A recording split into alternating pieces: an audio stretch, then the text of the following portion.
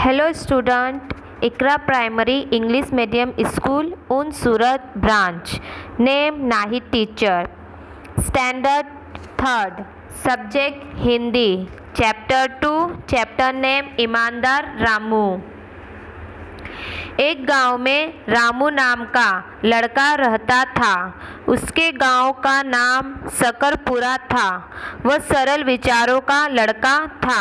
वह इतना गरीब था कि उसके पास एक कुल्हाड़ी के अलावा कुछ नहीं था। वह जंगल में लकड़ी काटता था और लकड़ियों को बेचकर अपना जीवन व्यतीत करता था।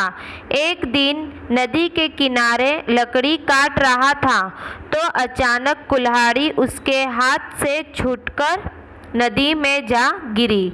रामू बहुत दुखी हुआ। उसकी समझ में नहीं आ रहा था कि वो अब अपना जीवन यापन कैसे करेगा। रामू को तैरना भी नहीं आता था, इसलिए वो जोर जोर से रोने लगा। उसकी दुख भरे क्रंदन को सुनकर एक विचित्र बूढ़ा उसके पास आया। जैसे ही उसके पूरी घटना का पता चला तो वो बूढ़ा नदी में कूद गया और थोड़ी देर बाद सोने की एक कुल्हाड़ी निकाल कर लाया। उस बूढ़े आदमी ने रामू से पूछा, क्या ये है तुम्हारी कुल्हाड़ी? नहीं बाबा, ये मेरी नहीं है, रामू ने कहा। बूढ़ा आदमी फिर नदी में कूद गया और थोड़ी देर बाद चांदी की कुल्हाड़ी लेकर आया। चांदी की कुल्हाड़ी को देखकर रामू ने कहा, नहीं, ये कुल्हाड़ी मेरी नहीं है।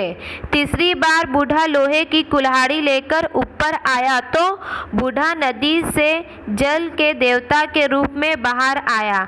रामू खुश होकर बोला, हाँ हाँ, ये मेरी कुल्हाड़ी है। रामू ने खुश होकर बूढ़े को आश्चर्य से देखा और धन्यवाद देते हुए कहा, बाबा, आप मेरे लिए ईश्वर के समान हैं। क्या आप जल के देवता हैं? जल के देवता ने कहा, बेटा, ना तो तुम लालची हो और ना ही बेईमान, इसलिए तुम लोहे की कुल्हाड़ी के साथ साथ ये सोने और चांदी की दोनों कुल्हाड़ियाँ भी रख लो।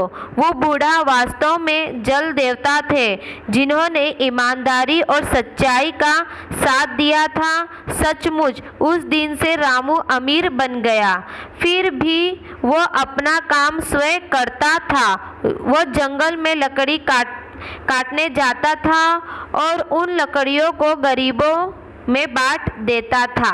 Thank you.